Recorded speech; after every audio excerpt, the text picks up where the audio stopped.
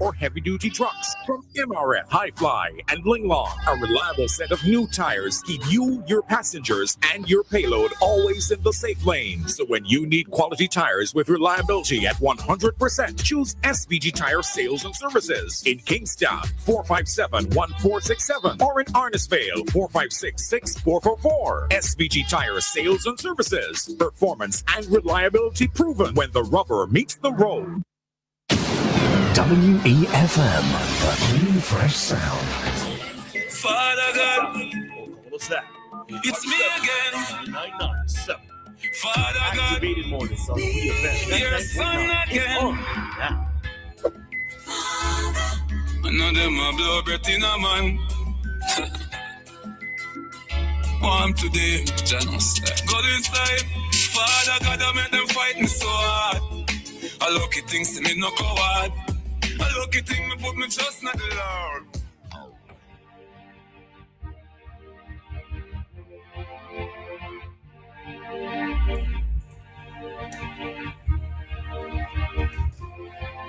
All right, so then it's WEFM 99.9, 15 minutes on to the hour of 8 o'clock. It's now time for commentary from Lyf Compton.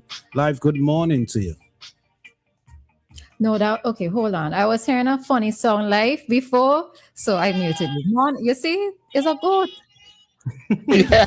Yeah.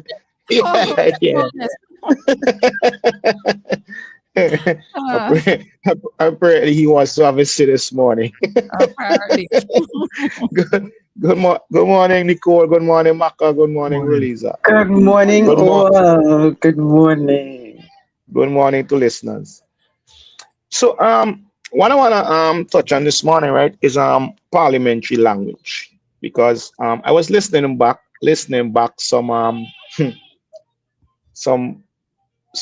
clips from Parliament from last week, and three things stood out to me.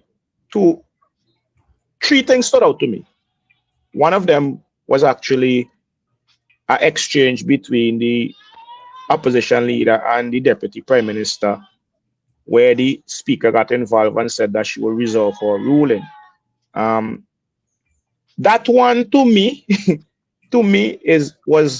wasn't in my mind the right thing. The deputy prime minister had basically, it was looking like if he was referring to the opposition leader as a devil, right? And the opposition leader took offense to it, and he stood up on a point of order, asked for it to be retracted, and it was a back and forth. To me, that one isn't here or there with me, right? Because we usually see the exchange get more vicious than that, right? So my thing is, if he objected. The speaker maybe should just have killed it right there and asked the deputy prime minister to retract it or whatever, and they move on. But it was spread out over among a time that I didn't say that was needed, really and truly. If I was the opposition leader, I wouldn't even pay no mind to that. But he was offended and he asked for it to be retracted, and I think it should have been retracted and we move on, right? But I guess because it was a second time it happened, because this same situation played out, but just not used to the devil. Right. So it played out before, and then when the speaker spoke about it at the same time last week, the deputy prime minister basically said it again. You know what I mean? But to me, I would have laughed that off. Yeah, the two of them made for some interesting persons in Parliament, though. Both of them. But that one was the minor one to me. The one that I have had a big problem with is during the presentation of the Minister of State in the office of the Prime Minister, Senator Chieftain Neptune, right?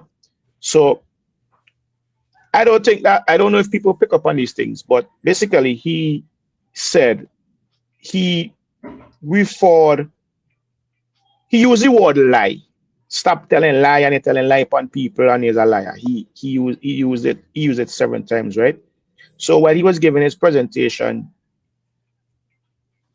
to the budget, he basically said that during the campaign, during the last election campaign, he was sitting on his porch in Beira, and he heard the opposition leader, Dr. Rolf Gonsalves, campaigning. And during the campaign, he had said that he had secured land for a new cemetery in Beira, basically. So he says, Madam Speaker, the individual who he claimed he consulted publicly stated that he has never spoken with the opposition leader. For years, he never had a conversation with the opposition leader, and he definitely did not discuss anything about any cemetery with the opposition leader. You hear a lie? The gentleman told me to come here and tell the opposition leader to refrain from falsely attributing the statement to his name. Stop telling lie on people, Senator Neptune said in Parliament. He also noted that the land was mentioned is located in an area called Little Bay, and it's in the mountain area and not suitable for a cemetery as it floods when rain falls and is easily eroded. So the opposition leader, through his teeth, was lying to the people of Beira and North Central Windward. Madam Speaker, the people of North Central Windward deserve honesty and transparency, especially on matters that affect public safety and communal trust, the new member of the House of Assembly said. He added, if my memory serves me correctly, during our budget exercise, I remember asking the head of the local government whether any land had been designated to the Beira Cemetery. He responded in a negative. So it was clear that the opposition leader was lying to the people. So he lied. It's just lies and lies, the senator said. And then he goes on to say, he noted also that several projects built under the ULP administration, although beneficial, have been built with inadequate space. He mentioned the Georgetown Farmers Market, the Argyle International Airport, and the new port in Kingston. The Georgetown Farmers Market isn't finished being built yet, so I don't know how. Anyways, that was what was mentioned. Mm-hmm. There's a fella in the back they competing with you, you know. Well, I can't stop him. so I'm actually sitting outside, that's right. So it said, the farmers already complain about the market, Madam Speaker. The oppositionist team seem to have something with, listen to this carefully. The farmers already complain about the market, Madam Speaker. The oppositionist team seem to have something with small. I am not sure what it is. The modern port constructed. As soon as a boat reach, no space. The area, too small. I don't know what else is too small on the other side, Madam Speaker, but they just love small. No. I don't know how persons took that, what persons took that last comment to mean. I guess it's open to interpretation, a broad interpretation. But I think some people may be thinking the way I'm thinking when you read that comment, right? And people, okay, listening to Parliament, people might not think that what I just read in relation to the mentioning of persons telling lies or whatever, I don't think people might think it's that serious. But if you look at the key features of proper parliamentary language, right? We tell you, and I'm going to read them for you. Respectful address. Members address the presiding officer. Example, Mr. Speaker, Madam Chair. Members refer to each other indirectly, not by name. Example, the honorable member of Northern Grenadines or whatever. And it's basically set to the same rules as, I think it's the Erskine May rules that our local parliament goes with, same as in the UK. So the same rules. So certain words or accusations are not allowed, such as calling another, the first one, this is the first one, eh? Certain words or accusations are not allowed, such as calling another member a liar. Using offensive or insultive language, that's the second one. So you can see these two things, and then question another member's motives dishonestly. Right? All of these things are done in our parliament without interjection by other members at times and without interjection from the speaker. I spoke about what Dr. Kishore Shallow said, that he went into office and he receives an email about paying for an award, and he refused it. It was $50,000. He said he was being charged for an award. And he went on to say that he wants Minister James to tell us if he was paid for the award. And my comment was, if the taxpayers' money was used to pay for that, we should know. So it shouldn't be no political. You shouldn't use it for something political to leave people's minds wondering or whatever. You should just come out plain and say. But in saying that he may have paid for it, or asking him to say if he has paid for it, I think that is questioning. That's a form of dishonesty, to be honest. So we're seeing all these rules being broken, right? And it's funny because it's funny, right? And the reason it's funny is because during the wrap up by the Prime Minister, he said that the opposition, right? So this is from the Searchlight. He basically said that the opposition came into Parliament and they were spewing bile, right? So I'm trying to find the exact part.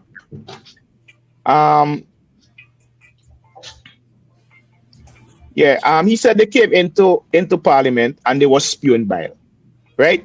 But if you listen carefully to some of the presentations by the other members, the bile was just as evident and right there. Maybe not as forceful, but the underlying talk was very, very disrespectful and not parliamentary language. But like you're raising this as in a situation that you've just observed, that this is just Parliament on a whole that we've seen over the years. To be honest, right?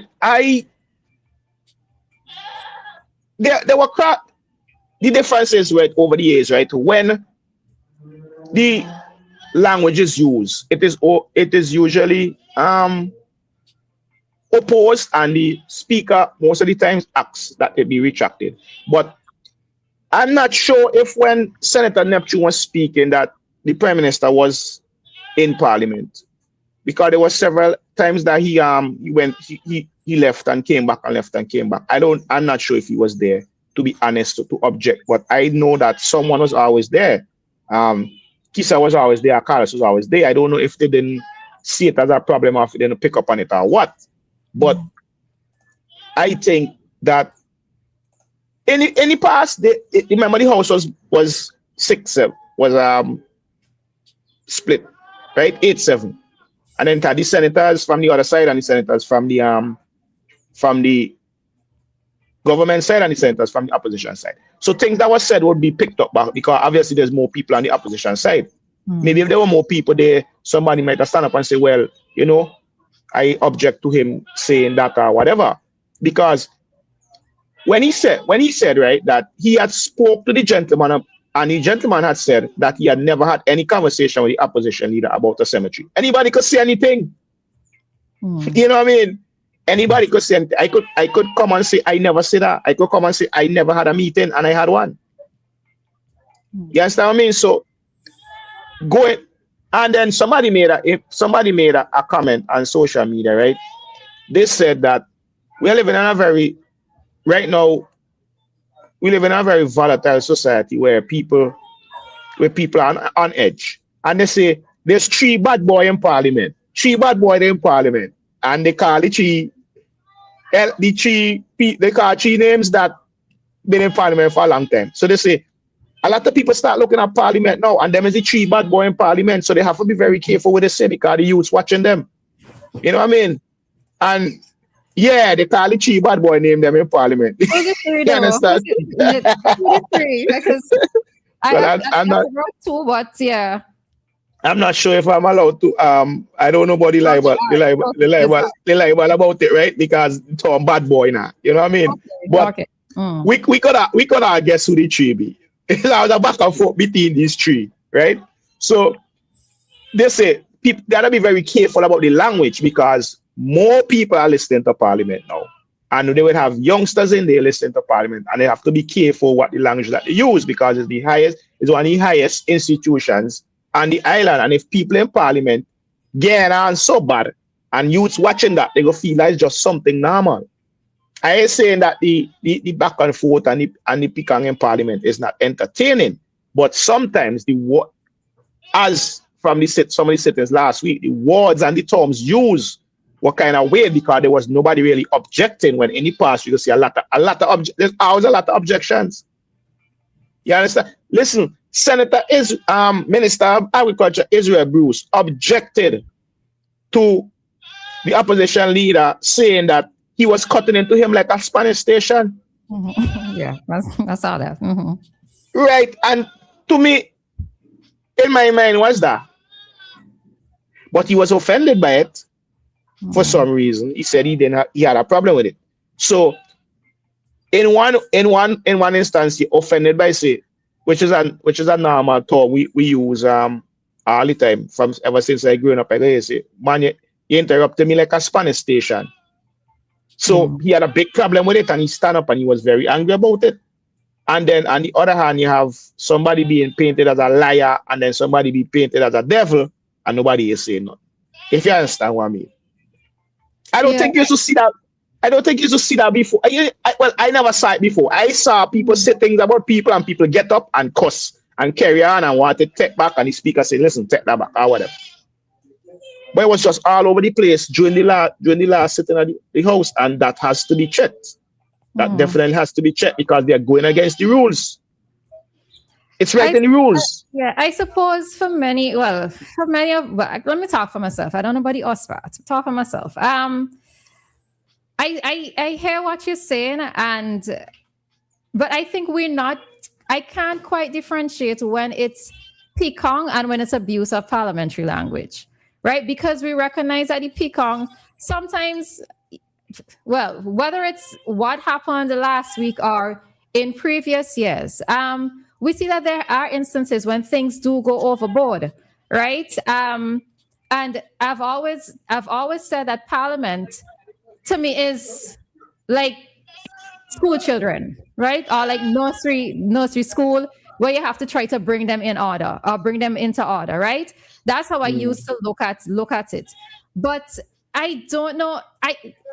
Maybe you're going to have to, you in this presentation are going to open my eyes a little bit more. But to me, it really and truly was just a continuation of what we saw before. You're saying that it's worse, or it's probably worse. But to me, it was just a continuation. It's worse because it went mostly unchecked. Unaddressed. That's why. Because as I said, there in the past when a minister would say something and the person that was said about would object and stand up. But we didn't see that, and we didn't see it being addressed, right?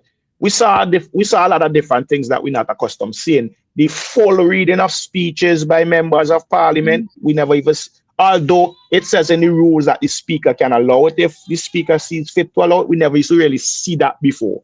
Okay. And just give me a moment, please, because we have to do the time check as usual. So let's take maybe like a 3-minute break, and then we'll be back. All right. So this is the Activated Mornings program here on WEFM, and we will resume shortly with our commentary with Lyf Compton for today. Time here in SVG, it is 8:03, and our time check came through the compliments of New Haven Funeral Home. Death is a fact of life. Even though death is a fact of life, that doesn't make it any easier. When dealing with the loss of a loved one, you may try to be strong, but it's really hard sometimes. But that's just when the experience of the staff at New Haven Funeral Home can demonstrate their compassion and help to guide your family through the difficult time. So in your time of loss, call the New Haven Funeral Home at 457-1830 or 458-1467 or email newhavenfuneralhome@gmail.com. New Haven Funeral Home, SVG's preferred funeral home.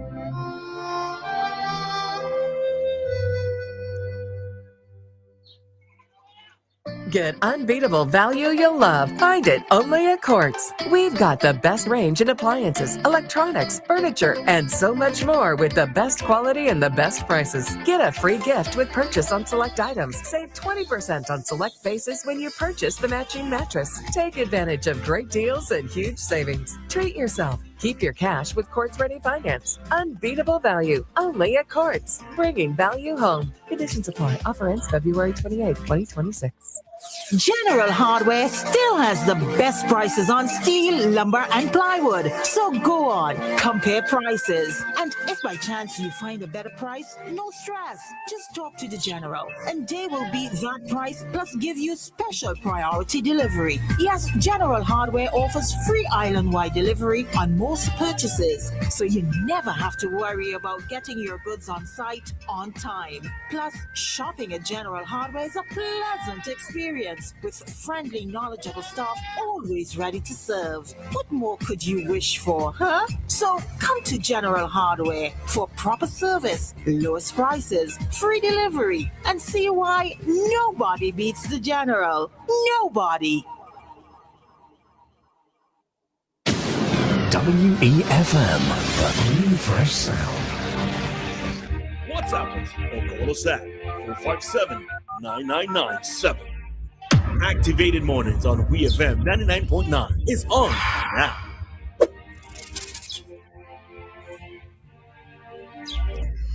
And we are back with you for the continuation of our commentary segment with Lyf Compton this morning. And we are speaking on parliamentary language and some observations that were made. All right, so Lyf. Yeah, I don't want people to get me wrong, right? I'm not saying that it never used to happen before. What I'm saying is that it went mostly unchecked this time. I don't know if it's because of the makeup of the House, the fact that the opposition leader and sometimes the Senator Carlos James were not at the table when the presentations were being made. But it went mostly unchecked. There were people, there were presenters, there were ministers who said things, but they said them diplomatically, which is the way it's supposed to be, right? Mm. There were ministers who poked at members of the opposition during their presentation, but it was done diplomatically and the way it should be done. So, as I said, I don't want people to get me wrong by me saying it never used to happen before. What I'm saying, it used to happen, but it didn't go unchecked most of the times. Because I know people will call and say, oh, well, Lyf been all the time. That's not what I'm saying, right? Because we know, we have heard many instances where it went out of control in Parliament. We have heard that. Do you think it's a bit more critique now because the Speaker of the House has changed? And because the Speaker of the House has been appointed from the NDP side, do you think because of the new role and the person in new position, that person is under more of a microscope? Yeah, the new speaker would be under a microscope because some of the rulings were strange to people. So yeah, so people will be watching. People who accustomed to follow Parliament would be watching very closely now, watching the way the new speaker goes forward with her with the way she rules. A lot of people will be looking at that now because some of the rulings, some of the questions that were thrown out for some strange reasons. Like for instance, right, one of the questions was about the flies, about the increase of flies across the country, and there is an increase of flies across the country, but the flies from observation over the years, there is an increase of flies during a certain time of the year across the country. So throwing out that and flies bring diseases, right? Flies bring diseases. So if the opposition leader asks a simple question as is there a increase of flies around the country, is the Ministry of Health looking into this, as the Ministry of Health observe this, why throw out that question? Just let the minister answer the question. It's a simple question to answer. But the majority of the questions that were, well, not the majority, a lot of the questions that were asked that seem important were thrown out.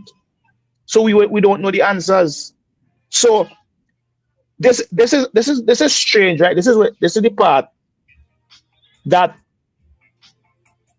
okay, for instance, a journalist goes to a press conference and decides to ask the same questions because to the journalist the questions have relevance. Is that John is going to be disrespected? Is that John is going to be accused of pushing the agenda of the opposition leader? If you understand what I mean. I guess so. Because there are questions that people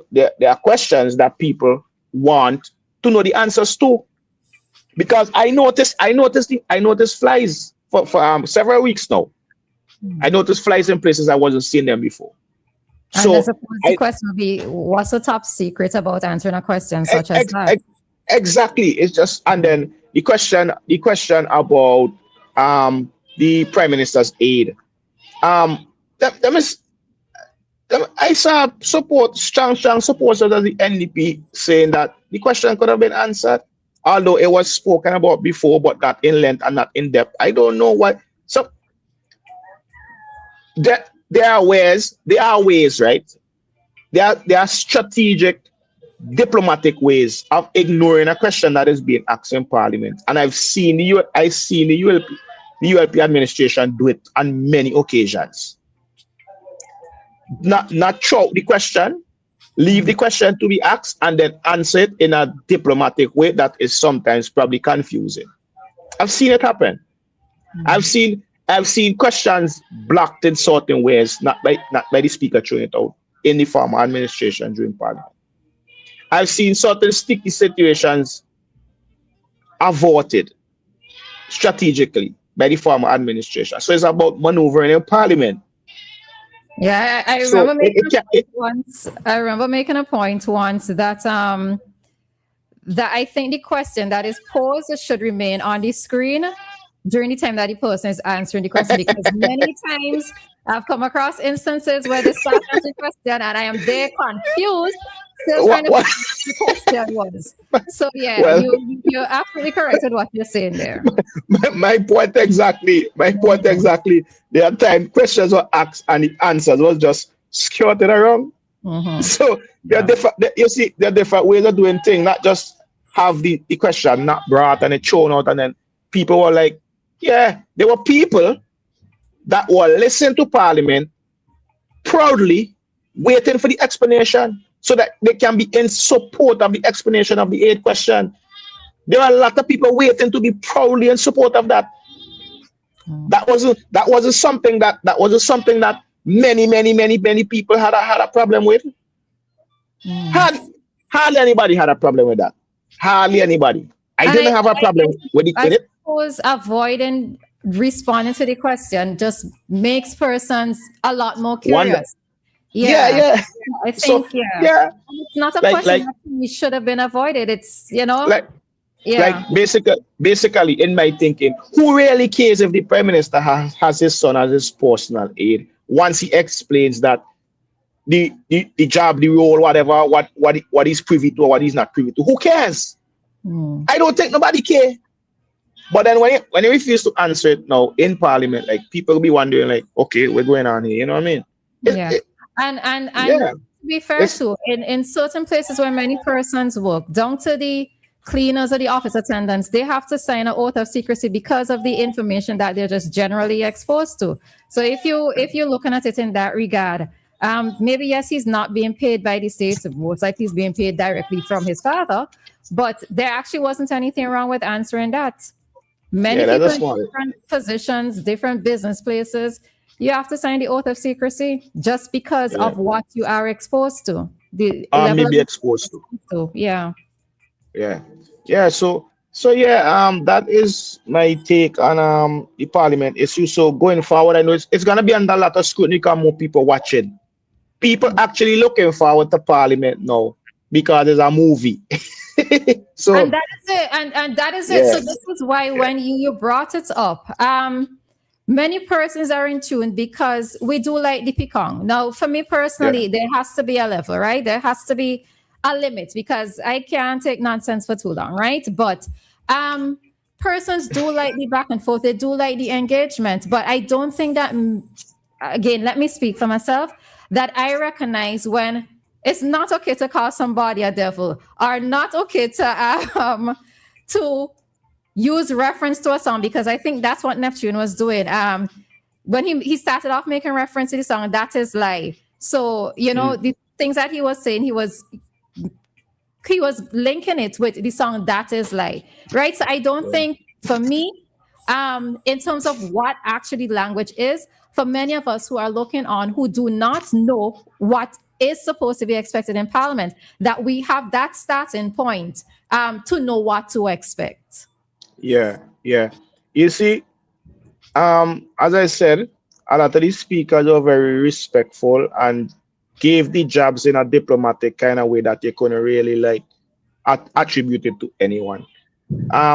Another strange thing that happened in Parliament during the back and forth. The speaker said, I know we all, like, this is not verbatim, but she was basically saying, I know we all like the pikang and the back and forth, but please bring it to a minimum, because the something about the people who are taking the notes would have a make it harder for them or whatever. I've never heard that said before. Yeah, this stenographers, she was saying that they have to filter through. They have to filter through all the exchange in order to be, and that was a very good point that she brought out.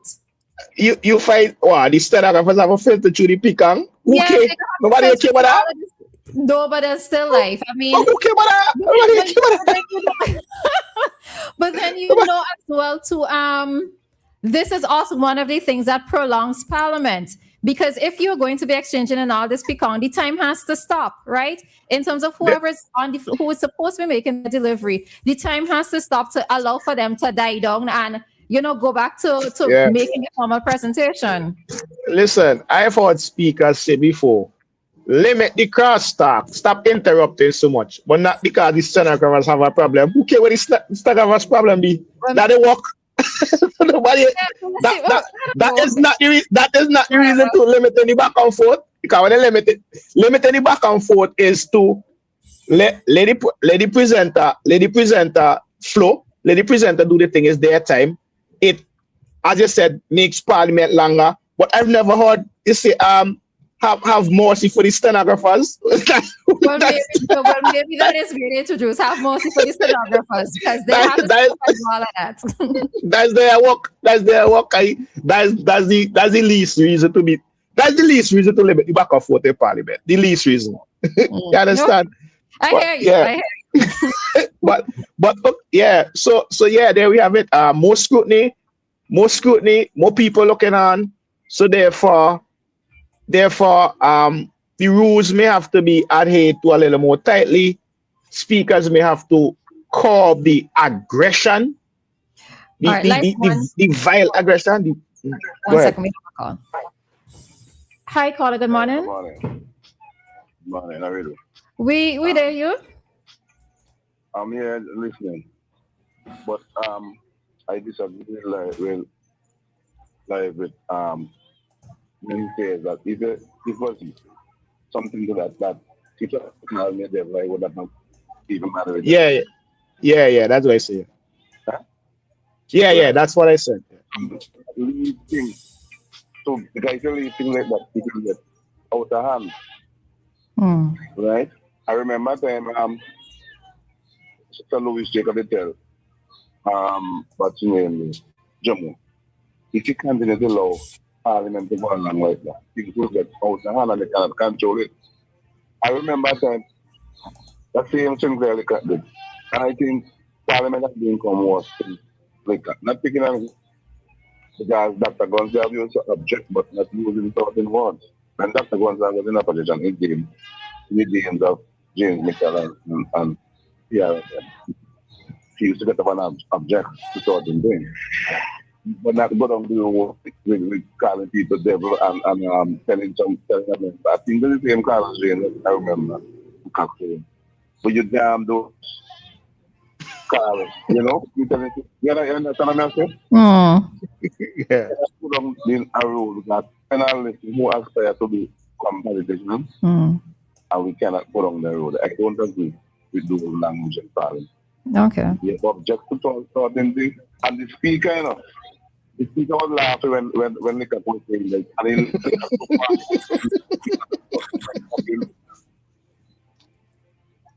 you understand? You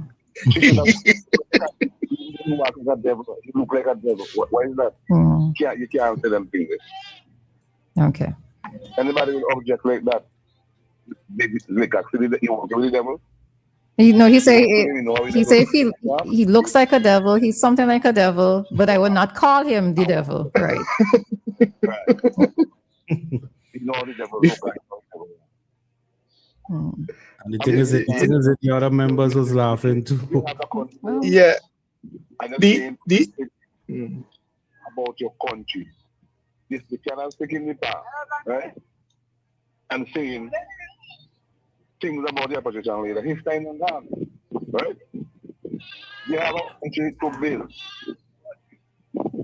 Try to be different. Try to be your own. Look, now you have more than anything about your mouth. You have more than anything about it with the American and the blow in our one. You don't hear nothing about it. Mm-hmm. From them. Neither he, that's the leader of the country. Mm-hmm. Those are things that they have to look into. And they're very slow on these things, but they're very quick to call him name and take him in Parliament to make a man. That's my contribution. Mm-hmm. All right, thanks, caller. Thank you. Yeah. So I was just saying, if it was me now, but it's not me. You know what I mean? All right. So let me see if we could just read a couple of the comments that came through. All right. So somebody is saying, Lyf is correct. Calling someone devil in Parliament is the worst, and to double down on it. And all the others on the other side laughed and banged the table. All right. Yeah. Somebody else is saying, okay, Maka. Guys, the Parliament has ruled which are invoked by points of order. If the senator called the opposition leader a liar, that's unparliamentary language, which will invoke a point of order from the person who was referred to as a liar.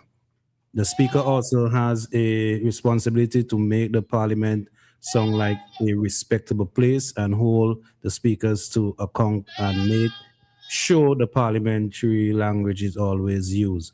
I think the speaker is off to a bad start and maybe still in a campaign mode. Yeah. Any other comments before we head out? Okay. All right. Okay. Yeah. So Lyf. Yeah. So yeah. That for me, that's it with that topic. We keep an eye on it and see going forward, and we hope it flows smoothly, and we see some sort of order. Parliament is always rowdy and is always ruckus, but people object and people are forced by the speaker to take back the language or whatever. So going forward, I hope we see more of that.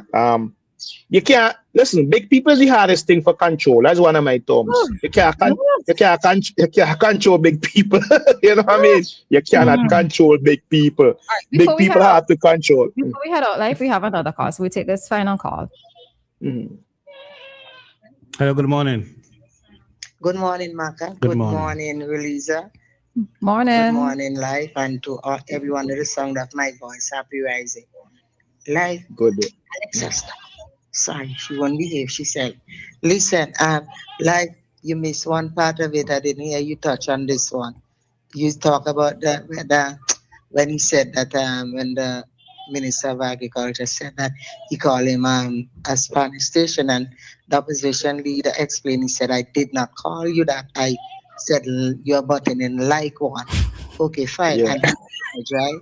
But then when he got up to make his presentation, he said he was referring to the I can't say word for word, but then he said Sly Mongoose, and he couldn't even remember the rest. And somebody on the other side remind him that the other part to it was Sly Mongoose, dog, know your name. And he repeated about 3 times, and Lyf, I didn't hear anything that was in parliamentarian language, but he was allowed to get away with that. But you know, it happened all the time on both sides. And as you say, you can see, I know if it's partial, impartial, which one to put it there, but you see it from the start, and that is not really nice. You're there and you are allowed to support whoever you want. But when you give a job to be done, you should have it too. you should do it, because that's what you're there for. You are the speaker and you're there to regulate the House on both sides of the fence. I am Labour, but I'm saying on both sides of the fence should be corrected. There should not be partial that because you belong there. All right, guys, have a good day. All right, Take thanks. care now. You God too. bless. Thanks. Thanks. Yep. So, yep. So yeah. Mhm. You ready? Tell me. No, I know. No, don't start. Don't start. Yeah. So so yeah, that's you for today. I thought that, no, I wasn't going to say that was me for today, but if you have a space, a little more time, I wanted to highlight something, or maybe I could just highlight it tomorrow instead. How long you think it might take? Okay, let me leave it till tomorrow. Till tomorrow. All right, well, no problem. Yeah. All right. So that was Lyf with his commentary for today on parliamentary language. And well, I put the question, should there be more control? But I believe that you are saying, wait, you know what? I was supposed to, before we finish, Nicola, to bring you in, what is it like in TNT's parliament though? Okay, all right. So she gave a look, so I get what the response is. Listen, the thing is parliamentary behavior is so unparliamentary everywhere in the world. I'm sure you've heard about the teacup in Trinidad and Tobago and the threats. I'm also sure you've seen the brawls in some of the parliaments and on the other continents. Meet me outside in Jamaica. In Europe. Yeah, so it really tells you that this is unexemplary, and sometimes you just have to, what you have to do is just let them show up as they are so you know who they are. That's it. But when we let them show up as they are, is this encouraging for us to want to actually listen to Parliament? Because as I said, in the past, I have looked at, I've spoken about Parliament like a preschool setting, right? Is little picnic turning up for school or turning up for session, right? And we can't allow them, or we shouldn't let them continue to show up as they are, because yeah, they are adults. Yes, they're going to engage in picong, but sometimes they really and truly do take it overboard. Yeah, but then for me, it's like when I see how they are, I now understand that I lose respect for them. I also don't take them seriously. And everything else that happens thereafter, I will look at with a certain level of clarity and discernment. So it's really about looking at the two sides of every personality, or the 3 or the 5, and determining which one of them you want to take seriously, which side of them you want to take seriously. Okay. All righty. So that's it, Lyf? Yes. Okay. All right. So here ends our commentary with Lyf for today. And yeah, let's see what happens moving forward with the future sessions of Parliament, with both sides and the speaker in the middle. All right. So that concludes our session for today. Time here in SVG, it is 8:27, and we'll be back in a little bit with another commentary segment for today. 99.9 WEFM.